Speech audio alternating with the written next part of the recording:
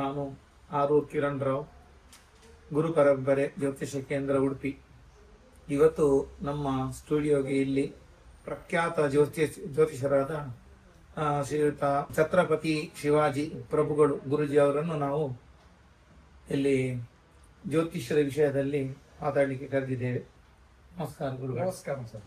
ನಿಮ್ಮ ಹತ್ರ ಅಂದ್ರೆ ನೀವು ಪ್ರಖ್ಯಾತ ಜ್ಯೋತಿಷ್ಯರಾಗಿ ಇಲ್ಲಿ ಬಂದದಿಂದ ನಿಮ್ಮ ಹತ್ರ ತುಂಬಾ ವಿಷಯಗಳನ್ನು ನಾವು ತಿಳಿಲಿಕ್ಕೆ ಉಂಟು. ಹಾಗೂ ನಮ್ಮ ವೀಕ್ಷಕರಿಗೆ ಸಹ ನೀವು ಸ್ವಲ್ಪ ಕೆಲವು ವಿಷಯಗಳನ್ನು ಹೇಳಲಿಕ್ಕೆ ಉಂಟು. ಕೇಳಿ ಸರ್, ಕೇಳಿ. ಈಗ ಪ್ರಥಮವಾಗಿ ಏನು ಹೇಳುದು ಹೇಳಿದ್ರೆ, ಈಗ ಈ ಜ್ಯೋತಿಷ್ ಶಾಸ್ತ್ರದಲ್ಲಿ ಒಂದು ಹೊಟ್ಟೆಗೆ ಮದ್ದು ಅಂದ್ರೆ ಕೈ ವಿಷ ಅಂತ ಹೇಳ್ತಾರೆ. ಅದು ಎಲ್ಲರಿಗೂ ಗೊತ್ತಿದ್ದ ವಿಷಯ. ಇದರಲ್ಲಿ ಕೆಲವು ಜನರಿಗೆ ತುಂಬಾ ಗೊಂದಲ ಉಂಟು. ಕೆಲವು ಜನರು ಏನ್ ಹೇಳ್ತಾರೆ ಹೇಳಿದ್ರೆ, ಅದು ಕೆಲವು ಜನ ಅದು ಸುಳ್ಳು ಅಂತ ಹೇಳ್ತಾರೆ, ಮತ್ತೆ ಕೆಲವು ಜನ ಅದು ಸತ್ಯ ಅಂತ ಹೇಳ್ತಾರೆ, ಅದರಿಂದ ತುಂಬಾ ತೊಂದರೆ ಆಗಿದೆ ಅಂತ ಹೇಳ್ತಾರೆ. ಅದು ನಿಮ್ಮ ಪ್ರಕಾರದಲ್ಲಿ ಯಾವ ರೀತಿಯ ತೊಂದರೆಗಳು ಆಗ್ಬಹುದು ಅದರಿಂದ ಸ್ವಲ್ಪ ನಮ್ಮ ವೀಕ್ಷಕರಿಗೆ ತಿಳಿಸ್ಕೊಟ್ರೆ. ನೀವು ಹೇಳಿದ್ದು ಕೈ ವಿಷ ಅನ್ನೋದು ಉಂಟಾ ಇಲ್ವಾ ಅಂತ. ಹೌದು ಅಲ್ವಾ? ಕೈ ವಿಷ ಈಗಿನ ಕಾಲಘಟ್ಟದ್ದಲ್ಲ. ಪುರಾತನ ಇಸ್ವಿ ಇದನ್ನು ನೋಡಿದ್ರೆ ಎಲ್ಲಾ ಕಡೆಯಲ್ಲಿ ಕೈ ವಿಷಯದ ಬಗ್ಗೆ ಹೇಳಿದ್ದುಂಟು. ಉದಾಹರಣೆ, ಪಾಶ್ಚಿಮಾತ್ಯ ದೇಶದಲ್ಲಿ ಕೂಡ ಇದರ ಬಗ್ಗೆ ಉಲ್ಲೇಖ ಉಂಟು. ಯಾಕಂದ್ರೆ ಈ ಕೈ ವಿಷ ಅನ್ನೋದು ಭಯಂಕರ ಪವರ್ಫುಲ್ ಮದ್ದು. ಕೈ ವಿಷ ಹೇಗೆ ತಯಾರು ಮಾಡ್ತಾರೆ ಅಂತ ಹೇಳಿದ್ರೆ ಅದಕ್ಕೆ ವಿಧಿವಿಧಾನಗಳು ಉಂಟು. ಅದು ನಾವ್ ಹೇಳಿದ್ರೆ ಇಲ್ಲೆಲ್ಲರೂ ಕಲ್ತುಕೊಂಡಾರ. ಕೈ ವಿಷ ಇದ್ದೇ ಇದೆ. ಕೈ ವಿಷ ರೆಮಿಡಿಗೆ ಕೂಡ ಮದ್ದುಂಟು. ಏನು ಮದ್ದು ಅಂತ ಹೇಳಿದ್ರೆ, ಕೈ ವಿಷ ಅನ್ನೋದು ಹಾಕುದು ಯಾಕೆಂದ್ರೆ ನಾನು ಹೇಳಿದಂತೆ ನೀವು ಕೇಳಬೇಕು, ಅಥವಾ ನೀವು ನನ್ನ ಒಂದು ಆಡಳಿತದಲ್ಲಿ ಅಂದ್ರೆ ಹತೋಟಿಯಲ್ಲಿ ನೀವು ಇರ್ಬೇಕು. ಅಥವಾ ಉದಾಹರಣೆ, ಕೆಲವೊಂದು ನೋಡುವಾಗ ಕೆಲವರು ಹೆಣ್ಣಿನ ಮೇಲೆ ವ್ಯಾಮೋಹ, ಅಥವಾ ಹೆಣ್ಣಿನ ಹತ್ರ ಇರುವ ಸಂಪತ್ತಿನ ಮೇಲೆ ವ್ಯಾಮೋಹ, ಇದೆಲ್ಲ ಇದ್ದು ಕೈ ವಿಷ ಹಾಕುವುದುಂಟು. ಯಾಕಂದ್ರೆ ಇಂಥ ಕೇಸು ನನ್ನ ಹತ್ರ ಕೂಡ ಬಂದದ್ದುಂಟು. ನಾವು ಇದನ್ನು ಎನ್ಕರೇಜ್ ಮಾಡುದಿಲ್ಲ. ಶಾಸ್ತ್ರ ಹೇಳುವಾಗ ಕೈ ವಿಷ ಇಲ್ಲ, ಅದೆಲ್ಲ ಸುಳ್ಳು ಅಂತ ಹೇಳ್ತೇವೆ. ನಿಜವಾಗಿ ಕೈ ವಿಷ ಅನ್ನೋದುಂಟು. ವಶೀಕರಣ ಅಂತ ಹೇಳ್ತೇವೆ ಇದಕ್ಕೆ ನಾವು. ಈ ಕೈ ವಿಷ ಯಾವುದಕ್ಕೆಲ್ಲ ಹಾಕ್ತಾರೆ ಅಂತ ಹೇಳಿದ್ರೆ 2-3 ವಿಧಾನ. ಕೈ ವಿಷ ಹಾಕುವವರು ಎಷ್ಟು ಪ್ರಬಲವಾಗಿರ್ತಾರೆ ಅಂತ ಹೇಳುದು, ಬರೀ ನಿಮ್ಮ ತಲೆಗೆ ಒಂದು ವಿಭೂತಿ ಹಾಕೋದ್ರಿಂದ ಅದು ಕೂಡ ಕೈ ವಿಷವೇ. ಅದು ವಶೀಕರಣ ಆಗ್ತದೆ. ಹೊಟ್ಟೆಗೆ ನೀವು ತಿನ್ನುವ ಆಹಾರದಲ್ಲಿ ಏನಾದ್ರೂ ಬೆರಕೆ ಮಾಡಿಕೊಡುದು ಕೈ ವಿಷವೇ. ನೀವು ಅನಾರೋಗ್ಯಕ್ಕೆ ಬೀಳ್ಬೇಕಾದ್ರೂ ಅದಕ್ಕೆ ಒಂದು ಕೈ ವಿಷ. ಕೈ ವಿಷ ಹೊಟ್ಟೆಗೆ ಹೋದ ನಂತರ ಒಂದು 6 ತಿಂಗಳು 3 ವರ್ಷ ಎಲ್ಲ ಆಗುವಾಗ ಅದು ಬಲಿತವಾಗ್ತದೆ. ಅದಕ್ಕೆ ಮತ್ತು ಮದ್ದು ಇಲ್ಲ. ಅದನ್ನು ಹೇಗೆ ತೆಗಿಬೇಕಂದ್ರೆ ಅದಕ್ಕೆ ವಿಧಿವಿಧಾನಗಳು ಉಂಟು. ಯಾಕಂದ್ರೆ ಶಾಸ್ತ್ರದಲ್ಲಿ ಕೈ ವಿಷ ಇಲ್ಲ, ಮಾಟ ಇಲ್ಲ, ಮಾಂತ್ರಿಕತೆ ಇಲ್ಲ ಅಂತ ಹೇಳಲಿಕ್ಕಿಲ್ಲ. ನಾನು ಹಿಂದಿನ ಒಂದು ಸಂಚಿಕೆಯಲ್ಲಿ ಹೇಳಿದ್ದೇನೆ. ನಮ್ಮ ಗೋಪಿ ಭಟ್ರು ಕೇಳಿದಾಗ, ಗೋಪಾಲ ವಿಷ್ಣು ಕೇಳಿದಾಗ, ಮಾಟ ಮಂತ್ರ ಸತ್ಯ ಸುಳ್ಳು ಹೇಗೆ ಒಂದಕ್ಕೊಂದು ಅಪೋಸಿಟ್ ಉಂಟೋ, ಕೈ ವಿಷ ಅನ್ನೋದು ಕೂಡ ಉಂಟು. ಕೈ ವಿಷ ಅಂದ್ರೆ ಜನರಲಿ, ಈಗ ನಾನು ನಿಮ್ಗೆ ಹೇಳಬಾರ್ದು, ಇದು ಹೇಳ್ತೇನೆ. ಸಣ್ಣ ಹುಡುಗರು ಒಂದು ಹುಡುಗಿಯ ಮೇಲೆ ಹುಚ್ಚು ಬಿದ್ದಿರ್ತಾರೆ, ಹುಡುಗಿಯ ಮೇಲೆ ಮನಸ್ಸು ಬಿದ್ದಿರ್ತದೆ. ಆ ಹುಡುಗಿಯನ್ನು ವಶೀಕರಣ ಮಾಡ್ಲಿಕ್ಕೆ ಒಂದು ಜ್ಯೋತಿಷರ ಹತ್ರವೋ ಅಥವಾ ಒಂದು ಪೂಜಾರಿ ಹತ್ರ ಹೋಗ್ತಾರೆ. ಪೂಜಾರಿ ಆಗಬೇಕು ಹೇಳಿಲ್ಲ, ಮೊಯ್ಲಾರ್ ಅಂತ ಇರ್ತಾರೆ, ಮೊಯ್ಲಾರ್ ಹತ್ರ ಹೋಗ್ತಾರೆ. ನಮಗೊಂದು ಅವಳ ಮೇಲೆ ತುಂಬಾ ಮನಸ್ಸಾಗಿದೆ, ನಿಮ್ಗೆ ಎಷ್ಟು ಬೇಕಾದ್ರೂ ಕೊಡ್ತೇನೆ, ನೀವು ಒಂದು ಕೈ ವಿಷ ಮಾಡಿಕೊಡಿ. ಜನರಲಿ ಒಳ್ಳೆಯ ಜ್ಯೋತಿಷ್ಯರು ಅಥವಾ ಒಳ್ಳೆಯ ಮಂತ್ರವಾದಿಗಳು ಇದು ಮಾಡುದಿಲ್ಲ. ಆದ್ರೆ ಹೌದು, ಯಾಕಂದ್ರೆ ನಮ್ಮ ಧರ್ಮವನ್ನು ತಪ್ಪಿ ನಾವು ಹೋಗುದಿಲ್ಲ. ಇದು ಏನು ಮಾಡ್ತಾರೆ, ಏನೋ ಆಗಬೇಕಂತ ಏನೋ ಒಂದು ಮಂತ್ರಿಸಿ ಅವರು ಸಿದ್ಧಿಯಾದ ದೇವತೆಯ ಮೇಲೆ ಒಂದು ಭಾಷೆ ಇಟ್ಟು ಅಥವಾ ಆಡು ಭಾಷೆ ಇಟ್ಟು, ಆಣೆ ಅಂತ ಹೇಳ್ತಾರೆ, ಇಟ್ಟು ಅವಳಿಗೆ ಕೊಡ್ತಾರೆ, ಹೋಗು ನೀನು ಸರಿ ಆಗ್ತದೆ ಅಂತ. ಅದು ಆಗ್ತದಾ ಇಲ್ವಾ ಅನ್ನೋದು ಟೆಕ್ನಿಕಲ್ ವಿಷಯ. ಹೌದು, ಅದು ಆಗ್ತದೆ ಕೆಲವೊಂದು ಸಾರಿ. ಯಾಕೆಂದ್ರೆ ಪ್ರಚಕನು ಅಂದ್ರೆ ಒಬ್ಬ ಪ್ರಶ್ನೆ ಕೇಳುವ, ಅವನಿಗೆ ಇದು ಕೊಟ್ಟಿದಾನ ಅಂದ್ರೆ ಅದು ಹೋಗಿ ಆ ಹುಡುಗಿಗೆ ಕೊಟ್ಟಿದಾದ್ರೆ ಆಗ್ತದೆ. ಹಾಗೆ ಒಂದು ತಂದೆ, ನನ್ನ ಮಗಳಿಗೆ ಒಬ್ಬ ಬಾಯ್ ಫ್ರೆಂಡ್ ಇದ್ದಾನೆ, ಅದು ಬಿಟ್ಟು ಹೋಗುವ ಹಾಗೆ ಮಾಡಬೇಕು ಅಂತ ಹೇಳ್ತಾರೆ ಜ್ಯೋತಿಷ. ಆಗ ಜ್ಯೋತಿಷರು ಹೇಳ್ತಾರೆ, ಇದು ನಾನು ಮಾಡುದಿಲ್ಲ, ಅಲ್ಲಿ ಬಾಲಕೃಷ್ಣ ಭಟ್ರು ಅಂತ ಇದ್ದಾರೆ, ಅವ್ರ ಹತ್ರ ಹೋಗಿ ಅವರೊಂದು ಮಂತ್ರಿಸಿ ಕೊಡ್ತಾರೆ ಅಂತ ಅವ್ರು ಕೊಡ್ತಾರೆ. ಅದನ್ನು ಕೊಂಡೋಗಿ ಮಗಳಿಗೆ ಸಿನ್ನಿಸಿದ್ರೆ ಆ ಮಗಳ ಲವರ್ ಏನ್ ಮಾಡ್ತಾನೆ ಅಂದ್ರೆ, ಇಷ್ಟಪಟ್ಟ ಹುಡುಗ ಇವನು ನನ್ನನ್ನು ಬಿಟ್ಟು ಹೋಗ್ಲಿ, ಇವನನ್ನು ಕಂಡ್ರೆ ಒಂದು ಅಸಡ್ಡೆ ಬರ್ತದೆ.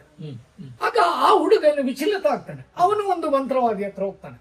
ನಿಜವಾಗಿ ಈ ಹುಡುಗನಿಗೆ ಅವರೇನು ಮಾಡ್ಲಿಲ್ಲ, ಈ ಹುಡುಗಿಯ ಮನಸ್ಸು ಬದಲಾವಣೆ ಆಗ್ಲಿಕ್ಕೆ ಇದು ವಶೀಕರಣಕ್ಕೆ ಅವರು ಕೊಟ್ಟರು. ಇದು ವಶೀಕರಣ ಅನ್ನೋದಕ್ಕೆ ಎಂತದೆಲ್ಲ ವಿಧಾನ ಯೂಸ್ ಮಾಡ್ತಾರೆ ಅಂತ ಹೇಳಿದ್ರೆ ಇನ್ನು ಇದು ನಿಗೂಢ, ಯಾರಿಗೂ ಗೊತ್ತಿಲ್ಲ. ಏನಂತ ಹೇಳ್ತೇನೆ, ಇವಾಗ ಹೇಳ್ತೇನೆ. ಈ ವಶೀಕರಣಕ್ಕೆ ಕೊಡುದು ಒಂದು ಸ್ಮಶಾನದಲ್ಲಿ ಹೆಣ ಸುಟ್ಟ ವಿಭೂತಿಯನ್ನು ಕೊಡುದು, ಅರ್ಥ ಆಯ್ತಾ? ಇಲ್ಲದಿದ್ರೆ ಏನಾದ್ರೂ ಒಂದು ಮೈಲಿಗೆ ಆದ ಹೆಂಗಸರ ಬಟ್ಟೆ ಉಂಟಲ್ಲ, ಅದನ್ನು ಸುಟ್ಟು ಅದರ ವಿಭೂತಿ ಕೊಡುದು. ಶಾಸ್ತ್ರದಲ್ಲಿ ಅದೆಲ್ಲ ಇಲ್ಲ. ಶಾಸ್ತ್ರದಲ್ಲಿ ವಶೀಕರಣಕ್ಕೆ ಕೆಲವೊಂದು ಮೂಲಿಕೆಗಳಿಂದ ಕೊಡುವುದೊಂದು ಉಂಟು, ಅದಿದ್ರೆ ಆಗ್ತದೆ. ಹಿಂದಿನ ಕಾಲದ ಗ್ರಂಥದಲ್ಲಿ ನೋಡಿದ್ರೆ, ಅಥವಾ ನಾವು ಧನ್ವಂತರಿ ಜ್ಯೋತಿಷ್ಯ ಅಂತ ಉಂಟು. ಈ ಧನ್ವಂತರಿ ಜ್ಯೋತಿಷ್ಯದಲ್ಲಿ ಈ ವಶೀಕರಣ ಮಾಡುವುದು ಹೇಗೆ, ವಶೀಕರಣವನ್ನು ತೆಗೆಯುವುದು ಹೇಗೆ ಅಂತ ಹೇಳಿದ. ಅದೇ ರೀತಿ ಈಗ ಒಂದು ಹೆಂಗಸಿಗೆ ಮಗನಿಗೆ ಮದುವೆ ಆಗ್ತದೆ.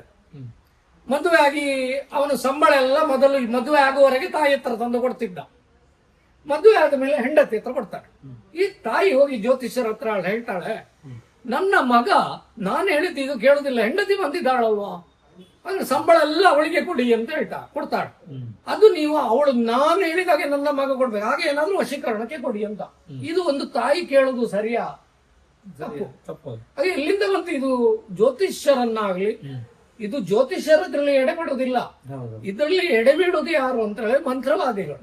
ಮಂತ್ರವಾದಿಗೆ ಲಿಂಕ್ ಇರೋದು ಜ್ಯೋತಿಷ್ಯರಿಗೆ. ಹಾಗೆ ಅಂದ್ರೆ ಊರಿನಲ್ಲಿ ನೋಡುವಾಗ ಇದು ನಮ್ಮ ಜಾತಿ ಅಂತಲ್ಲ, ಎಲ್ಲಾ ಕಡೆಯಲ್ಲಿದೆ ಇದು. ಇದಕ್ಕೆ ಕೆಲವರನ್ನು ಮೊಯ್ಲಾರ್ ಅಂತ ಹೇಳ್ತಾರೆ. ಈಗ ಒಂದು ಪುತ್ತೂರಲ್ಲಿ ಇನ್ಸಿಡೆಂಟ್ ಆಯ್ತು.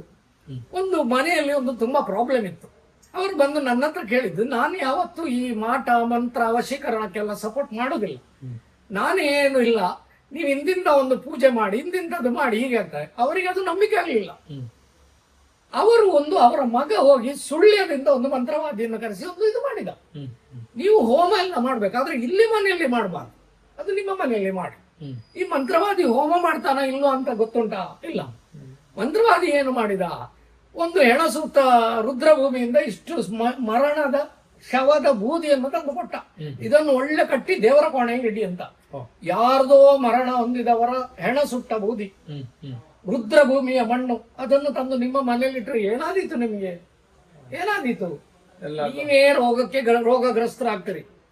ಹಾಗೆ ಆಯ್ತು. ಅವರಿಗೆ ಒಂದು ಹಾರ್ಟಿನ ಪ್ರಾಬ್ಲಮ್ ಬಂತು. ಜಾತಕ ನೋಡಿದ್ರೆ ಅವರಿಗೆ ಹಾರ್ಟಿನ ಪ್ರಾಬ್ಲಮ್ ಇಲ್ಲ. ಆಗ ನನ್ನ ಪ್ರಶ್ನೆ ಏನು ಬಂತು ಹೇಳಿದ್ರೆ, ನೀವು ಎಲ್ಲಿಂದಲೂ ಒಂದು ವಿಭೂತಿ ತಂದು ನಿಮ್ಮ ಮನೆಯಲ್ಲಿ ಇಟ್ಟಿದ್ದಾರ, ಒಂದು ಕೆಂಪಗಿನ ವಸ್ತು, ಒಂದು ಆಶ್ ಕಲರ್ ಬೂದಿ ಕಲರ್ ವಸ್ತು ತಂದಿಟ್ಟಿದ್ದೀರಾ? ಇಲ್ಲ ಇಲ್ಲ ಅಂತ ಹೇಳಿದ್ರು. ಮತ್ತೆ ಅವ್ರು ಬಾಯಿ ಬಿಟ್ರು, ಹೌದು ನಾವು ಹೀಗೆ ಮಾಡಿದ್ದು, ನೀವು ಅದು ಮಾಡಿಕೊಡ್ಲಿಕ್ಕೆ ಒಪ್ಪಲಿಲ್ಲ, ನಾವು ಹೀಗೆ ಮಾಡಿದ್ದು ಅಂತ ಹೇಳಿದ್ರು.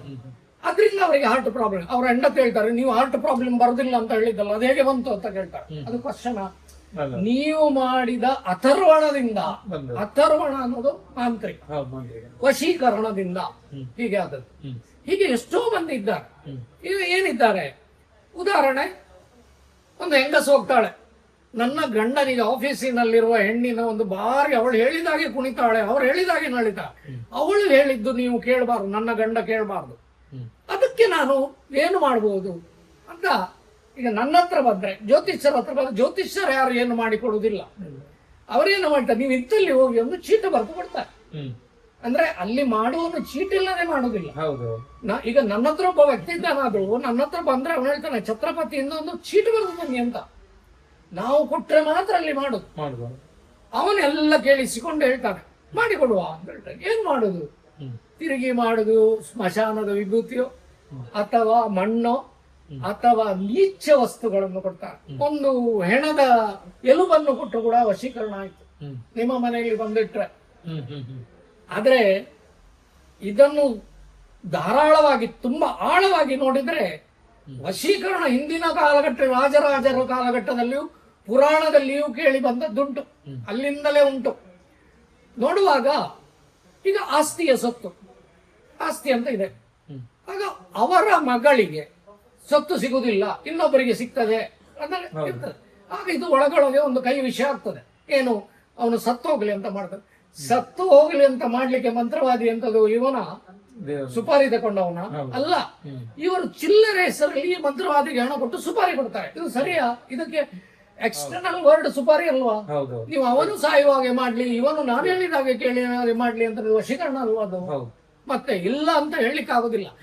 ಆದ್ರೆ ನಾವು ಈಗ ವಶೀಕರಣ ಇಲ್ಲವೇ ಇಲ್ಲ ಅಂತ ಪ್ರತಿಪಾದಿಸುವುದು ಮಾತ್ರ ಶಾಸ್ತ್ರ. ಯಾಕೆ ಗೊತ್ತುಂಟ, ನಾವು ಸನಾತನ ಧರ್ಮವನ್ನು ಸಪೋರ್ಟ್ ಮಾಡುವಾಗ ವಶೀಕರಣ ಇದೆ, ಮಾಟ ಇದೆ, ಮಾಂತ್ರಿಕ ಇದೆ ಅಂತ ಯಾರನ್ನು ಹೆದರಿಸುವಾಗಿಲ್ಲ. ಇಲ್ಲವಾ ಉಂಟು, ಅದು ಗುಟ್ಟಲಿಯ ಸೆರಗಿನ ಒಳಗಿನ ವಿಷಯ, ಅದನ್ನು ಹೊರಗೆ ಹೇಳುವಾಗಿಲ್ಲ. ಹಾಗೆ ಹೇಳಿ, ನೀವು ಬೇರೆ ಏನು ಕೇಳ್ಬೇಕು ಅದ್ರ ಬಗ್ಗೆ? ಇನ್ನು ಕೆಲವು ಜನ ಏನ್ ಹೇಳ್ತಾರೆ, ಈಗ ಜ್ಯೋತಿಷಕ್ಕೆ ಹೋಗೋದು, ನಿಮ್ಮ ಮನೆಯಲ್ಲಿ ಪ್ರಯೋಗ ಆಗಿದೆ, ಮಾಟ ಆಗಿದೆ, ಅದರಿಂದಾಗಿ ನಿಮ್ಮ ಆರೋಗ್ಯ ಕೆಡ್ತಾ ಉಂಟು, ನಿಮ್ಗೆ ಉದ್ಯೋಗದಲ್ಲಿ ಏರ್ಫೇರ್ ಆಗ್ತಾ ಉಂಟು, ಈ ಮಾಟ ಹೇಳಿದ್ರೆ ಹೇಗೆ? ಮತ್ತೆ ಅದು ಸತ್ಯ. ನೋಡಿ, ದೇವಕ್ರಿಯೆಯನ್ನು ಆರಾಧನೆ ಮಾಡುವವರು ಅಸುರ ಕ್ರಿಯೆ ಆರಾಧನೆ ಮಾಡಿದೆ, ಅದು ಮಾಂತ್ರಿಕ ಅಲ್ವೋ? ಹೌದಾ? ಅಲ್ವೋ? ಸರಿ ಸರಿ. ಮತ್ತೆ ಇನ್ನೊಂದು ಸ್ವಾಮಿ, ನೀವು ದೇವರಿಗೊಂದು ಹರಕೆ ಹೇಳುದು, ಅದು ನೀವು ಪಾವತಿ ಮಾಡಿದ್ರೆ ಅದೇ ಮಾಟ ಅಲ್ವೋ? ಏನು ಮಾಟ ಅಂತ ಕೇಳಿದ್ರೆ, ನೀವು ಒಂದು ಪಕ್ಕದ ಮನೆಯವರಿಗೂ ನಿಮ್ಗೊಂದು ದನ ಮನೆ ಹಿತ್ತಿಲಿಗೆ ಬಂದ ವಿಷಯದಲ್ಲಿ ಜಗಳ ಆಗ್ತದೆ, ಅಥವಾ ಅವರ ನಾಯಿ ನಿಮ್ಮ ಹಿತ್ತಿಲಲ್ಲಿ ಬಂದು ಕಕ್ಕ ಮಾಡಿದಕ್ಕೆ ಜಗಳ ಆಗ್ಬೋದು, ಅಥವಾ ನಿಮ್ಮ ನಾಯಿಯಲ್ಲಿ ಹೋದದಕ್ಕೆ ಜಗಳ ಆಗ್ಬೋದು. ಆಗ ಏನು ಮಾಡ್ತೀರಿ? ಒಂದು ಊರಿನ ಗ್ರಾಮ ದೈವಕ್ಕೆ ಒಂದು ಶಾಪ ಇಡ್ತೀರಿ, ಆಕಳ ನಾಯಿ ಇಂಚಾದ ಬೋರ್ಡ್ ಒಂದು ಶಾಪ ಅಲ್ವೋ? ಅದೇ ಮಾಂತ್ರಿಕ ಅಲ್ವೋ? ಅದಕ್ಕೆ ಬೇರೆ ಮಾಡ್ಬೇಕಾ? ಮಾಡ್ಬೇಕು ಹೇಳಿಲ್ಲ. ಹಾಗೆ ಪಕ್ಕದ ಮನೆಯವರಾಗ ಒಂದು ಜ್ಯೋತಿಷ್ಯರ ಹತ್ರ ಹೇಳ್ತು ಹೋಗ್ತಾರೆ. ಅದು ಜ್ಯೋತಿಷ್ಯರು ಹೇಳ್ತಾರೆ, ನಿಮ್ಗೆ ಮತ್ತು ಪಕ್ಕದ ಮನೆಯವರಿಗೆ ಜಗಳ ಆಗಿದೆ, ನೀವು ಹೌದು ಅಂತ ಹೇಳ್ತೀವಿ. ಅದು ಯಾವ ಹೆಸರು? ನಾಯಿ ಹೆಸರು, ಅದು ಅವರೇ ಮಾಡಿದ್ದು ಅಂತ ಹೇಳ್ತಾರೆ. ನೋಡಿ, ನೀವೇ ಕೋಲು ಕೊಟ್ಟು ಹೊಡಿಸಿಕೊಳ್ಳುವುದಲ್ವಾ? ನಾಯಿ ಕೊಟ್ಟದಕ್ಕೆ ಮಾಂತ್ರಿಕ ಮಾಡ್ತಾರ? ನಾಯಿ ಬಂದು ಉಪದ್ರ ಮಾಡಿದಕ್ಕೆ ಅಥವಾ ನಾಯಿ ಹೋಗಿ ಅಥವಾ ದನ ಹೋಗಿ ಅಲ್ಲಿ ತಿಂದದಕ್ಕೆ ಏನು ಮಾಟ ಮಾಡ್ತಾರ?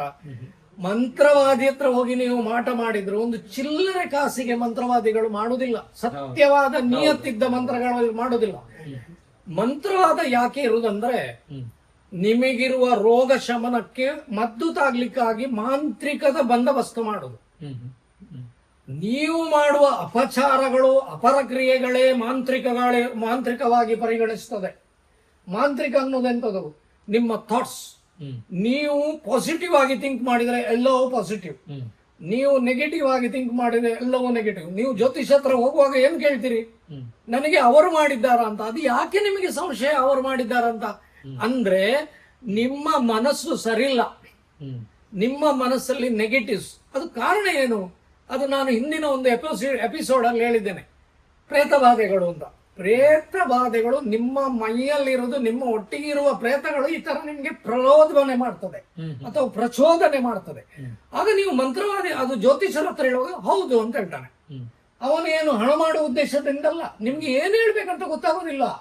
ನಿಮ್ಮ ತಲೆಯಲ್ಲಿ ಒಂದು ಶಿವ ದೇವಸ್ಥಾನಕ್ಕೆ ಹೋಗಿ, ದುರ್ಗಾ ದೇವಸ್ಥಾನಕ್ಕೆ ಹೋಗಿ, ಅಥವಾ ಇಂಥ ಕ್ಷೇತ್ರಕ್ಕೆ ಹೋಗಿ ಕೈ ಮುಗಿದು ಬನ್ನಿ, ನಿಮ್ಮ ಪ್ರಶ್ನೆ ಸರಿಯಾಗಿ ನಿಮ್ಮ ಮನಸ್ಸು ಹೋಗುದಿಲ್ಲ. ನನಗೆ ಅವರು ಮಾಡಿದಾರಾ? ನನ್ನ ಹೆಂಡತಿಯೇ ನನಗೆ ಮಾಟ ಮಾಡಿದಾಳ? ಹಾಗೆ ಅಂತ ನಿಮ್ಮ ತಲೆಯಲ್ಲಿ ಬರ್ತದೆ. ಇದು ಸಹಜ. ಆಗ ನಿಮ್ಮ ಮನಸ್ಸಿನಲ್ಲಿರುವ ಭಾವನೆಗಳು, ಯದ್ಭಾವಂ ತದ್ಭವತಿ. ನೀವು ಯಾವ ಭಾವನೆಯಿಂದ ಜ್ಯೋತಿಷ್ಯರ ಹತ್ರ ಹೋಗ್ತೀರೋ ಆ ಭಾವನೆಗಳು ಪ್ರಕಟಪಡಿಸ್ತದೆ.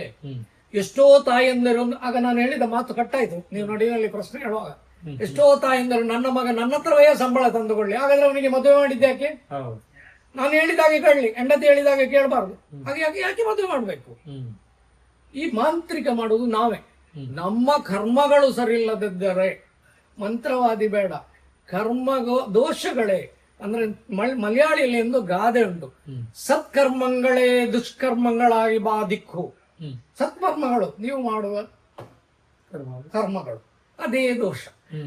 ನೀವು ಒಂದು ತಪ್ಪು ಮಾಡಿದ್ರೆ ದೈವ ಆಗ್ಲಿ ದೇವರಾಗ್ಲಿ ಒಂದು ಅದಕ್ಕೆ ಪನಿಷ್ಮೆಂಟ್ ಕೊಡ್ತಾನೆ. ಇವತ್ತು ಕೊಡುದಿಲ್ಲ, ಕೊಡ್ತಾನೆ, ಬಡ್ಡಿ ಸಮೇತ ಕೊಡ್ತಾನೆ. ಆಗ ನಾವು ಬಾರಿ ಅಲ್ಲೋಲವಾಗಿದೆ. ಅದು ಅಪವಾದ ಏನ್ ಹೇಳ್ತಾರೆ, ಈ ಜ್ಯೋತಿಷ್ಯರು ಯಾವುದೋ ಅವರ ಹೆಂಡತಿಯ ಮೇಲೆ ಕೋಪ, ಅವರ ಮಕ್ಕಳ ಮೇಲೆ ಕೋಪ ಏನೋ ಹೇಳ್ತಾರೆ. ನೀವು ಬರುವಾಗ ಹೌದು ಮಾಟ ಮಾಡಿದ್ದು, ಹೌದು ಅದು ಅವರೇ ಮಾಡಿದ್ದು ಅಂತ.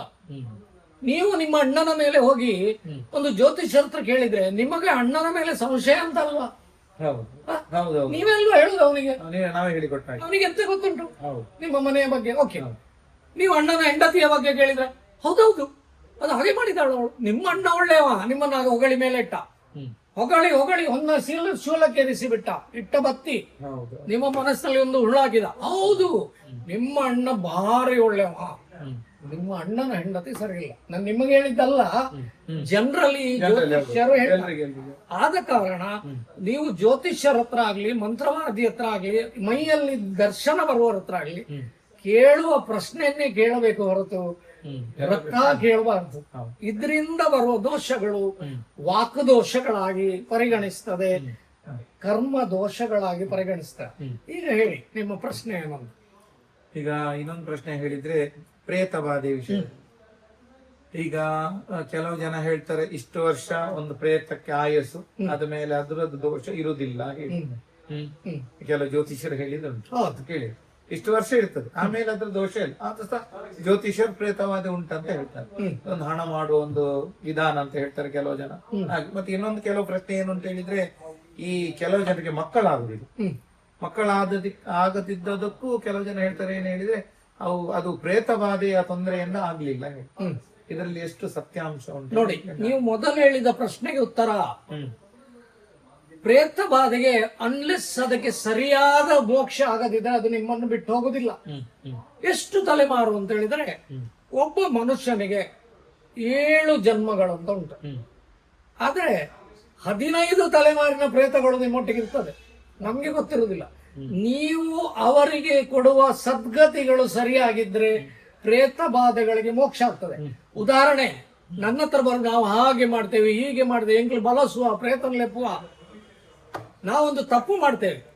ಪ್ರೇತಗಳಿಗೆ ಮೋಕ್ಷ ಕೊಡುವ ವಿಧಾನದಲ್ಲಿ ಸರಿ ಆಯ್ತಂತಾದ್ರೆ ಪ್ರೇತಗಳಿಗೆ ಮೋಕ್ಷವೇ ಸಿಗ್ತದೆ. ಮತ್ತು ಒಂದು ಜಾತಕದ ವ್ಯಕ್ತಿಗೆ 7ನೇ ಜನ್ಮ ಅಂತಿದ್ರೆ ಅವನಿಗೆ ಮೋಕ್ಷ ಅಂತ, ಅವನು ಹೇಗೆ ತಿರುಗಿ ಪ್ರೇತ ಬರುದು? ಪ್ರೇತ ಬರುವವರಿಗೆ ಅಪಮೃತ್ಯುಗಳಲ್ಲಿ ಸತ್ತವರು, ಕಾಯಿಲೆಯಲ್ಲಿ ಸತ್ತವರು, ಅಥವಾ ರೋಗ ರುಜಿನಿಯಲ್ಲಿ ಸತ್ತವರು, ಅಥವಾ ಇದೇ ಛಿದ್ರದೋಷಗಳನ್ನು ಮಾಡಿ ಸತ್ತವರು, ಆಕ್ಸಿಡೆಂಟಲ್ ಅಲ್ಲಿ ಸತ್ತವರು, ಅವರ ಕಾಂಕ್ಷೆ ಅಂತ ಹೇಳ್ತಾರೆ. ಕಾಂಕ್ಷೆ ಅಂದ್ರೆ ಮನದ ಒಂದು ಆಸೆ. ಈ ಮನದ ಆಸೆ ನಿವೃತ್ತಿ ಆಗುವವರೆಗೆ ಪ್ರೇತಗಳು ನಿಮ್ಮನ್ನು ಬಿಟ್ಟು ಹೋಗುದು. ಪ್ರೇತ ಯಾರು ಅಂತ ಕೇಳಿದ್ರೆ ನಿಮ್ಮ ಹಿರಿಯವರೇ ಪ್ರೇತಗಳು. ಅರ್ಥ ಆಯ್ತು ಅಲ್ವಾ? ಇದು ಏನ್ ಹೇಳ್ತದೆ ಅಂತ ಹೇಳಿದ್ರೆ, ನಾವು ನಮ್ಮ ಮಕ್ಕಳ ಬಗ್ಗೆ ಚಿಂತನೆ ಮಾಡುವಾಗ ನಮ್ಮ ಮಕ್ಕಳು ಒಂದು 5 ತಲೆಮಾರಿನವರು 7 ತಲೆಮಾರಿನವರು ತಿರುಗಿ ನಮ್ಗೆ ಹುಟ್ಟಿ ಬಂದು ನಮಗೆ ಬಾಧೆ ಅನ್ನೋದು ಅದೇ ಪ್ರೇತ ಬಾಧೆ. ಮತ್ತೆ ಆಗ ಇನ್ನೊಂದು ಕೇಳಿದ್ರಿ, ಮಕ್ಕಳಾಗುದಿಲ್ಲ ಅಂತ. ಮಕ್ಕಳಾಗುದಿಲ್ಲ ಯಾಕೆಂದ್ರೆ ನಾವು ಕೆಲವೊಂದು ಸಾರಿ ಮಾತಾಡುವಾಗ ಕೆಲವು ಶಾಪಗಳನ್ನು ಇಡ್ತೇವೆ, ವಾಕುದೋಷಗಳು ಅಂತ. ವಾಕುದೋಷ ನಿವೃತ್ತಿ ಆಗದಿದ್ರೆ, ದೇವರಿಗೆ ಹರಕೆಗಳನ್ನು ಕೊಡುವುದು ನಿವೃತ್ತಿ ಆಗದಿದ್ರೆ, ಅದನ್ನು ಸರಿ ಸಮರ್ಪಕವಾಗಿ ಮಾಡದಿದ್ದರೆ ಅದು ನಿಮಗೆ ಮಕ್ಕಳಾಗ್ಲಿಕ್ಕೆ ಬಾಧೆಯನ್ನುಂಟು ಮಾಡ್ತದೆ. ಮಕ್ಕಳಾಗ್ಲಿಕ್ಕೆ ಅಂತ ಹೇಳುವಾಗ ಜ್ಯೋತಿಷ್ಯ ಶಾಸ್ತ್ರದಲ್ಲಿ ನಾವು ಮಕ್ಕಳ ಮನೆಯನ್ನು 5ನೇ ಮನೆ ಅಂತ ತಗೊಳ್ತೇವೆ. 5ನೇ ಮನೆಯಲ್ಲಿ ನೀಚ ಗ್ರಹಗಳು ಶನಿ, ರಾಹು, ಕೇತು, ಕುಜ ಇಂಥದೆಲ್ಲ ಮಕ್ಕಳ ಆಗುದಿಲ್ಲ. ಆದ್ರೆ ಆಗುದಿಲ್ಲ ಅಂತ ಒಬ್ಬರ ಜಾತಕ ನೋಡಿ ನಮ್ಗೆ ಹೇಳಬಾರದು. ಜಾತಕ ಪರಿಶೀಲನೆಯಲ್ಲಿ ಗಂಡ ಹೆಂಡತಿಯ ಜಾತಕ ಕೂಡ 2 ಇರ್ತದೆ. ಆಗ 2 ಜಾತಕದಲ್ಲಿ ಭೂಕೂಟ ಇದ್ರೆ, ಭೂಕೂಟ ಅಂದ್ರೆ ಸಂತಾನ ಆಗುವ ಯೋಗ ಇದ್ರೆ, ಬ್ರಹ್ಮದೇವರಿಂದಲೂ ಸಂತಾನ ಆಗೋದನ್ನು ತಪ್ಪಿಸ್ಲಿಕ್ಕೆ ಆಗುದಿಲ್ಲ. ಯಾಕೆ ಆಗುದಿಲ್ಲ ಅಂತ ಹೇಳಿದ್ರೆ, ನಾವು ಗಂಡು ಮತ್ತು ಹೆಣ್ಣಿಗೆ ಮ್ಯಾಚಿಂಗ್ ನೋಡುವಾಗ ಬರಿ ಮಾತ್ರ ನೋಡ್ತಾರೆ, ಗ್ರಹಮಿತ್ವತ್ತು ನೋಡ್ತಾರೆ. ಜಾತಕ ನೋಡದೆ ಮದುವೆ ಆಗುವವರಿದ್ದಾರೆ, ಅವರಿಗೆ ಮಕ್ಕಳಾಗುದಿಲ್ವಾ? ಈಗ ಅನ್ಯ ವರ್ಗೀಯದವರಿಗೆ, ಅನ್ಯ ಕೋಗಿನವರಿಗೆಲ್ಲ ಆಗುದಿಲ್ವಾ? ಅವರಿಗೂ ಮಕ್ಕಳಾಗದ ಬಾಧೆಗಳಿರ್ತದೆ. ಯಾಕೆ? ನಮ್ಮ ಹಿರಿಯವರು ನಮಗೆ ಶಾಪವನ್ನುಂಟು ಮಾಡ್ತಾರೆ. ನಮ್ಮ ಹಿರಿಯವರಿಗೆ ಮೋಕ್ಷ ಅದು ಪ್ರೇತ ಬಾಧೆ. ಆಗ ನೀವು ಹೇಳಿದ್ರಿ ಪ್ರೇತ ಬಾಧೆಯಿಂದ ಮಕ್ಕಳಾಗುದಿಲ್ಲ, ಸತ್ಯ. ಗುರುವಿನ ಶಾಪ ಇದ್ರೂ ಮಕ್ಕಳಾಗುದಿಲ್ಲ, ಪಿತೃ ಶಾಪ ಇದ್ರೂ ಮಕ್ಕಳಾಗುದಿಲ್ಲ. ಮತ್ತೆ ನೀವು ಮಾಡುವ ಕರ್ಮಗಳಲ್ಲಿ ಬಾಧೆ ಇದ್ರೆ, ನೀವು ಒಂದು ಪುರೋಹಿತರಿಗೆ ಬೈತೀರಿ, ಅವ್ರು ಏನಾದ್ರೂ ನಿಮಗೆ ನಿಸ್ಸಂತಾನ ಆಗಿ ಹೋಗ್ಲಿದ್ರೆ ಅದು ಶಾಪ ತಡ್ತದೆ. ನಾವು ಪುರೋಹಿತರದ ಇದೆಲ್ಲ ಈಗ ಏನಾಗಿದೆ ಅಂತ ಹೇಳಿದ್ರೆ, ನಾವು ಯಾರಿಗೂ ಏನು ಬೇಕಾದ್ರೂ ಮಾತಾಡ್ಬೋದು ಅಂದ್ರೆ, ನಾವು ಮಾತಾಡುವಾಗ ನಮ್ಮ ನಾಲಗೆಯನ್ನು ಹಿಡಿತದಲ್ಲಿ ಇಟ್ಟುಕೊಳ್ಬೇಕು. ಒಂದು ಪುರೋಹಿತ ಆಗ್ಲಿ, ಬ್ರಾಹ್ಮಣ ಆಗ್ಲಿ, ಯಾರೇ ಆಗ್ಲಿ, ಪುರೋಹಿತನೇ ಆಗ್ಬೇಕಿಲ್ಲ. ನಮ್ಮ ಹಿರಿಯವರಿಗೆ ಏನಾದ್ರೂ ಬೇಸರ ಆದ್ರೆ, ನಿಮಗೆ ನಿಸ್ಸಂತಾನ ಆಗಲಿ ಅಂದ್ರೆ ಅದು ಶಾಪ ಫಲಿಸ್ತದೆ. ನೀವು ಹೇಳ್ಬೋದು, ಶಾಪ ಕೊಡ್ಲಿಕ್ಕೆ ಅವ್ರೇನ್ ದೇವರ? ಯಾವ ಗಳಿಗೆಯಲ್ಲಿ ಏನು ಹೇಳಬೇಕು ಅದು ದೇವರೇ ನುಡಿಸುವುದು. ನಾನು ನುಡಿದಲ್ಲ. ಈಗ ನಾನು ಇಲ್ಲಿ ಮಾತಾಡಬೇಕಾದ್ರು ಅದೊಂದು ಶಕ್ತಿಗಳು, ಕಾರಣದ ಶಕ್ತಿಗಳು, ನಮ್ಗೆ ನಾಲೆಜ್ ಇರ್ಬೋದು, ಅದನ್ನ ಹೇಳ್ಬೇಕಲ್ಲ, ಅದು ನುಡಿಸುದು. ಆದ ಕಾರಣ ಆ ಮಾತು ಆಡಿದ ಮೇಲೆ ಹೋಯ್ತು. ಅದ್ರವರೆಗೆ ನಾವು ಚೌಕಟ್ಟಿನಲ್ಲಿದ್ರೆ ಏನಾಗುದಿಲ್ಲ. ಈಗ ನನ್ನ ಹತ್ರ ಎಷ್ಟೋ ಜನ ಬರ್ತಾರೆ, ಆಗ ನಾನು ಹೇಳ್ತೇನೆ ಮಕ್ಕಳಾಗುದಿಲ್ಲ ಅಂತ ನಾನು ಯಾರಿಗೂ ಹೇಳಿದ್ದಿಲ್ಲ ಇಷ್ಟರವರೆಗೆ. ನನ್ಗೆ ಗೊತ್ತುಂಟು ಮಕ್ಕಳಾಗುದಿಲ್ಲ ಅಂತ. ಅದಾಗಿ ಹೇಳಬಾರ್ದು ಶಾಸ್ತ್ರದಲ್ಲಿ. ಯಾಕೆಂದ್ರೆ ಹುಟ್ಟಿನ ಬಗ್ಗೆ, ಮರಣದ ಬಗ್ಗೆ, ಜನನ ಮರಣ ಮತ್ತೆ ಕೆಲವೊಂದು ವಿಷಯಗಳುಂಟು, ಅದ್ರ ಮೂಲಗಳನ್ನು ಹೇಳಬಾರ್ದು ಅಂತ. ಮಕ್ಕಳು ಹೇಗೆ ಬೇಕಾದ್ರೂ ಆಗ್ಬಹುದು. ಈಗ ಆರ್ಟಿಫಿಷಿಯಲ್ ಫರ್ಟಿಲಿಟಿಯಲ್ಲಿ ಮಕ್ಕಳಾಗ್ತದೆ, ಅದು ತನ್ನ ಮಗು ಅಲ್ಲ ಅಂತ ಹೇಳಲಿಕ್ಕೆ ಆಗ್ತದೋ? ಅಲ್ಲ. ಹಾಗೆ ಅದಕ್ಕೆ ನಾವು ಅದ್ರ ಬಗ್ಗೆ ಏನು ಹೇಳಲಿಕ್ಕಿಲ್ಲ. ಶಾಸ್ತ್ರದಲ್ಲಿ ತುಂಬಾ ಕಡೆಯಲ್ಲಿ ತುಂಬಾ ವಿಷಯಗಳನ್ನು ಹೇಳಿದ್ದಾರೆ, ಅದನ್ನೆಲ್ಲ ಪಬ್ಲಿಕ್ಗೆ ತಿಳಿಸಬಾರ್ದು. ಅರ್ಥ ಆಯ್ತಲ್ಲ? ಬೇರೆ ನಿಮಗೆ ಏನು ಕೇಳಬೇಕು ಹೇಳಿ? ಬೇರೆ ಏನ್ ಹೇಳಿದ್ರೆ, ಈಗ ಒಂದು ಜಾತಕ ಇರ್ತದೆ. ಹೌದು, ಒಳ್ಳೆ, ಈಗ ನಾವ್ ಹೇಳ್ತೇವೆ ಒಳ್ಳೆ ಜಾತಕ, ಎಲ್ಲ ಸ್ವರಾಶಿಯಲ್ಲಿ ಉಂಟು, ಉಚ್ಚ ಗ್ರಹಗಳುಂಟು, ಎಲ್ಲ ಇದೆ. ಅದ್ರಲ್ಲಿ ಇನ್ನೊಂದು ವಿಷಯ ಎಂತ ಅಂತ ಹೇಳಿದ್ರೆ, ಜಾತಕದಲ್ಲಿ ಇಷ್ಟು ಇದ್ರು ಒಬ್ರು ಹೇಳಿದ್ದಾರೆ, ಈ ಮಾತೃಶಾಪ, ಪಿತೃಶಾಪ, ಗುರುಶಾಪ, ಬ್ರಾಹ್ಮಣ ಶಾಪ, ದೇವಕೋಪ, ದೈವಕೋಪ, ನಾಗಶಾಪ, ಇಷ್ಟಕ್ಕೆ ಈ ಜಾತಕವನ್ನು ತಿರುಗಿಸುವ ಶಕ್ತಿ ಉಂಟು ಹೇಳಿ. ಹೌದು ಹೌದು. ಆದ್ರೆ ನಾನು ನಿಮ್ಗೆ ಹೇಳುದು, ನಾಗ ಒಂದು ಪೊಲೀಸ್ ಇನ್ಸ್ಪೆಕ್ಟರ್ ಆಗಿ, ನೀವು ಒಳ್ಳೇದು ಮಾಡಿದ್ರು ನಾಗ ಬರ್ತಾನೆ, ನೀವು ಕೆಟ್ಟದ್ದು ಮಾಡಿದ್ರು ನಾಗ ಬರ್ತಾನೆ. ಉದಾಹರಣೆ, ನೀವು ಪಾಸ್ಪೋರ್ಟ್ ವೆರಿಫಿಕೇಶನ್ ಪೊಲೀಸ್ ಡಿಪಾರ್ಟ್ಮೆಂಟಿನವರು ನಿಮ್ಮ ಮನೆಗೆ ಬರ್ತಾರೆ, ನೀವೊಂದು ತಪ್ಪು ಮಾಡಿದ್ರು ಬರ್ತಾರೆ. ನಿಮ್ಮ ಮನೆಯಲ್ಲಿ CCTV ಇದು ಒಂದು ಸರ್ವಿಲೆನ್ಸ್ ಮಾಡ್ಬೇಕಾದ್ರೆ ಅವರು ಬರ್ತಾರೆ, ಏನಾದ್ರು ಯಾರಾದ್ರೂ ಕದ್ದುಕೊಂಡು ಹೋದ್ರು ಬರ್ತಾರೆ. ಪೊಲೀಸರು ಬರಬಾರ್ದು ಅಂತ ಹೇಳಿ, ಹಾಗೆ ನಾಗನನ್ನು ನಾವು ಬರಬಾರ್ದು ಹೇಳಲಿಕ್ಕೆ ಆಗುದಿಲ್ಲ. ನಾಗ ಒಂದು ದೇವರ ಒಂದು ಪ್ರತಿನಿಧಿ. ನಾಗ ಒಂದು ಪೊಲೀಸ್ ಇನ್ಸ್ಪೆಕ್ಟರ್ ಆಗಿ ಅವ್ನು ಬರ್ತಾನೆ ನಿಮ್ಮನ್ನು ಹುಡುಕಿ. ಯಾಕೆ ಅಂತ ಕೇಳಿದ್ರೆ, ಜಾತಕದಲ್ಲಿ ನೀವು ಹೇಳಿದ್ದೆಲ್ಲ ಉಂಟು, ಅದು ಕರ್ಮದೋಷ ಅಲ್ವೋ? ನೀವು ನಿಮ್ಮ ತಂದೆ ತಾಯಿಗಳನ್ನು ಸರಿ ನೋಡದಿದ್ರೆ, ಅವರು ಇಟ್ಟದ್ದು ಆಕ್ಚುಲಿ ತಂದೆ ತಾಯಿಯವರು ಮಕ್ಕಳಿಗೆ ಹಾಳಾಗ್ಲಿ ಅಂತ ಹೇಳುದಿಲ್ಲ, ಆದರೆ ಅವರ ಮನ ನೊಂದಿತ್ತಂತಾದ್ರೆ ಅದು ನಿಮ್ಗೆ ಶಾಪವಾಗಿ ಪರಿಗಣಿಸ್ತದೆ. ಅವ್ರು ಹೇಳ್ಬೇಕು ಹೇಳಿಲ್ಲ, ಅವರ ಮನ ನೊಂದಣೆ. ಈಗ ನೀವು ಹೇಳಿದ್ರಿ, ನೀವು ಉದಾಹರಣೆ, ನೀವು ದನವನ್ನು ಸಾಕ್ತೀರಿ, ದನ ವಯಸ್ಸಾಗಿ ತೀರಿ ಹೋಯ್ತು, ಅದು ನಿಮ್ಗೆ ಶಾಪ. ಯಾಕೆ? ಗೋ ಅನ್ನೋದು ದೇವಿ, ಅರ್ಥ ಆಯ್ತಲ್ಲೋ? ಅದೇ ರೀತಿ ನೀವು ನಾಯಿ ಕಚ್ಚಿದ ಹಾಗೆ, ನೀವು ಸಾಕಿದ ನಾಯಿ ಅಲ್ವೋ, ದೋಷ ನಿಮಗೆ ಅಲ್ವೋ? ಒಂದು ಹಿತ್ತಿಲಲ್ಲಿದ್ದ ನಾಗರಾವು ಬಂದು ಗೋವಿಗೆ ಕಚ್ಚಿತು, ಅದು ನಿಮ್ಗೆ ದೋಷ. ಯಾಕೆ ದೋಷ ಅಂತ ಹೇಳಿದ್ರೆ ಕರ್ಮ ದೋಷ. ನೀವೀಗ ಹೇಳ್ಬೋದು ಇವರೆಲ್ಲ ದೋಷ ಅಂತ ಹೇಳ್ತಾರೆ, ಆಗ ಯಾವುದು ಸತ್ಯ ಅಂತ? ನಾವು ನಡ್ಕೊಂಡು ಹೋಗುದು ವಿಧಿವಿಧಾನ, ಅಥವಾ ನಾವು ಏನು ತಪ್ಪಾಗದಾಗೆ ಮಾಡಬೇಕು. ತಪ್ಪೆಲ್ಲಿ ಆಗುದು? ನಾವು ಇನ್ನೊಬ್ಬನಿಗೆ ವಂಚಿಸುವುದೇ ದೋಷ, ಅಲ್ಲಿಂದ ಬರುದು ವಾಕದೋಷಗಳು, ಮಾತೃಶಾಪಗಳು. ತಂದೆಗೆ ವಂಚಿಸಿದ್ರು ದೋಷವೇ. ಈ ಮಗ ಯಾರಂತ ತಿಳ್ಕೊಂಡಿದ್ದೀರಿ? ಒಂದು ತಂದೆಯ ಮಗ ಯಾರಂತ ತಿಳ್ಕೊಂಡಿದ್ದೀರಿ ನೀವು? ತಂದೆ ಹೇಳ್ಬೋದು ಇವನು ನನ್ನ ಮಗ ಅಂತ, ಅಲ್ವೇ ಅಲ್ಲ.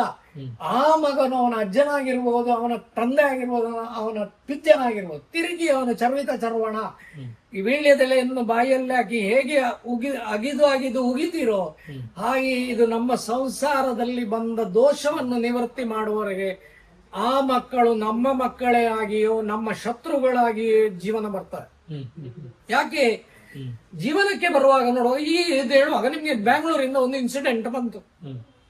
ಒಬ್ಬ ಹುಡುಗ ತಾಯಿಗೆ ಕಪಾಳಕ್ಕೆ ಬಾರಿಸ್ತಾನೆ, 15 ವರ್ಷದ ಹುಡುಗ. ತಾಯಿಗೆ ಬೇಡದ ವಲ್ಗರಲ್ಲಿ ಬೈತಾನೆ. ಯಾಕೆ ಅಂತ ಕೇಳಿದ್ರೆ, ಹಿಂದಿನ ಜನ್ಮದ ದೋಷ, ಅದು ಹಿಂದಿನ ಜನ್ಮದ ವೈರತ್ವ. ಹೇಗೆ? ಅದು ಜಾತಕ ನೋಡಿದ್ರೆ ಗೊತ್ತಾಗ್ತದೆ. ಜನರಲಿ ಜಾತಕ ನೋಡುವವರು ಏನ್ ಹೇಳ್ತಾರೆ, ನೀವ್ ಹೇಳಿದ್ರಿ ಜ್ಯೋತಿಷ್ಯರು ಹಣ ಮಾಡ್ಲಿಕ್ಕೆ ಅಂತಲ್ಲ, ಹಾಗಲ್ಲ. ನೀವು ಜ್ಯೋತಿಷ್ಯರ ಹತ್ರ ಹೋಗುವಾಗ ಸದ್ವಿಚಾರದಲ್ಲಿ ಹೋಗುದಿಲ್ಲ. ನಿಮ್ಮೊಂದೊಂದು ಹಿಡನ್ ಎಜೆಂಡಾ ಇದೆ. ಇದು ನಾನು ಬೇರೆ ಒಂದು ಕಡೆಯಲ್ಲಿದ್ದೆ. ಹಿಡನ್ ಎಜೆಂಡಾ ಏನು? ಈಗ ಒಂದು ಸೊತ್ತು ತಗೊಳ್ಬೇಕು, ಪಕ್ಕದ ಮನೆಯವನು ಮಾರ್ತಾನೆ. ಪಕ್ಕದ ಮನೆಯವನು ಆ ಸೊತ್ತಿಗೆ ಒಂದು 10 ಲಕ್ಷ ಹೇಳಿದಾನೆ ಅಂದ್ರೆ 2 ಲಕ್ಷಕ್ಕೆ ನಿಮ್ಗೆ ಸಿಗ್ಬೇಕಂತ ಪ್ರಾರ್ಥನೆ, ದೇವಿಗೆ ಹೋಗಿ ಪ್ರಾರ್ಥನೆ ಮಾಡಿದ್ರೆ ಅದು ಸಿಗ್ತದ? ಸಿಗುದಿಲ್ಲ. ನೀವು ಮಾಡುದು ತಪ್ಪಲ್ವ ಅದು? ಅಥವಾ ಅವನು ಕೊಡುವಾಗ ಅವನಿಗೆ ಒಂದು ಮಂತ್ರವಾದಿ ಹತ್ರ ಹೋಗಿ ಮಾಡಿದ್ರೆ ಅದು ಸರಿಯಾ?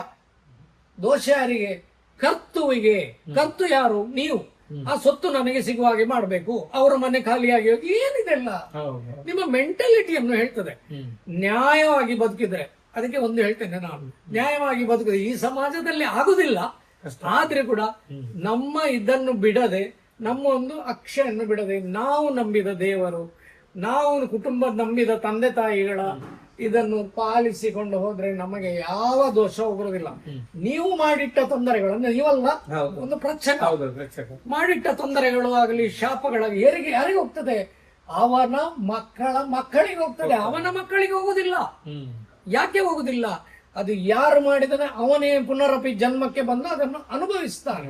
ಅರ್ಥ ಆಯ್ತಲ್ಲ? ಇದು ಯಾರು ಹೇಳುದಿಲ್ಲ. ಸಮಾಜದಲ್ಲಿ ನಮ್ಮ ಹಿಂದೂ ಶಾಸ್ತ್ರದಲ್ಲಿ ಹೇಗೆ ಅಂತ ಹೇಳಿದ್ರೆ ಹಲವು ಜನ ಹಲವು ರೀತಿ ಹೇಳ್ತಾರೆ. ಹಾಗೆ ಇದ್ರ ಮೇಲೆ ನಂಬಿಕೆ ಬಿಟ್ಟು ಹೋಗ್ತದೆ. ಅರ್ಥ ಆಯ್ತಲ್ಲ? ನೀವು ಹೇಳಿದ ಪ್ರಶ್ನೆ. ಆಗ ನಮಗೆ ನಂಬಿಕೆ ಹೇಗೆ ಬೇಕು? ನನ್ನ ತಾಯಿ ನನ್ನ ತಂದೆಯನ್ನು ತೋರಿಸಿ ಇವನು ನಿನ್ನ ತಂದೆ ಅಂತ ಹೇಳುವಾಗ ಅದನ್ನು ಇವನು ಹೇಗೆ ನಂಬ್ತಿರೋ ಹಾಗೆ ಸಮಾಜದಲ್ಲಿ ನಮ್ಮ ಗುರು ಹಿರಿಯರೆಲ್ಲ ಇದ್ದಾರೆ. ನಮಗೊಂದು ಕಟ್ಟುಪಾಡುಂಟು. ಅದನ್ನು ನಾವು ಬಿಟ್ಟು ಹೊರಗೋದ್ರೆ ಅದು ಎಲ್ಲಿಯೂ ನಾವು ಸಕ್ಸಸ್ ಆಗುದಿಲ್ಲ. ನಾವು ಮಾಡಿದ ತಪ್ಪುಗಳು ನಮಗೆ ಬಾಣವಾಗಿ ತಿರುಗಿ ನಿಲ್ತದೆ. ನೀವು ಮಂತ್ರವಾದಿ ಹತ್ರ ಹೋಗಿ, ತಂತ್ರವಾದಿ ಹತ್ರ ಹೋಗಿ, ಅಥವಾ ನೀವೇನು ದೇವಿಗೆ ಪ್ರಾರ್ಥನೆ ಮಾಡಿ. ದೇವಿಗೆಲ್ಲ ಪ್ರಾರ್ಥನೆ ಮಾಡುವಾಗ ನೀವು ಏನು ಬೇಡಿಕೊಳ್ಬೇಕು? ನನಗೆ ಕಾರು ಕೊಡು, ಬಂಗ್ಲ ಕೊಡು, ನನಗೆ ಒಂದು ಅದು ಮಾಡ್ಬೇಕು ಇದು ಮಾಡ್ಬೇಕಂತಲ್ಲ. ನನ್ನನ್ನು ನನ್ನ ಮಕ್ಕಳನ್ನು ನೀನು ಕಾಪಾಡ್ಬೇಕಂತ ಮತ್ತಿನದ್ದು ಅವರಿಗೆ ಗೊತ್ತುಂಟು. ನನಗೆ ಇವತ್ತು ಮರ್ಸಿಡೀಸ್ ತಗೊಳ್ಬೇಕು, ಆಯ್ತು ಸಾಲ ಮಾಡಿ ತಗೊಳ್ಳು, ಬ್ಯಾಂಕ್ ಕೊಡುದಿಲ್ವಾ ನಿಮ್ಗೆ? ನಿಮ್ಗೆ ಮರ್ಸಿಡೀಸಿಗೆ ಕಟ್ಟುವ ಹಣದ ಅನುಕೂಲ ಇದ್ರೆ ನೀವು ಮರ್ಸಿಡೀಸ್ ಅಲ್ಲ ಅದರ ಮೇಲೆ ತಗೊಳ್ಬಹುದು. ಯಾಕೆ ತಗೊಳ್ಬಾರ್ದು?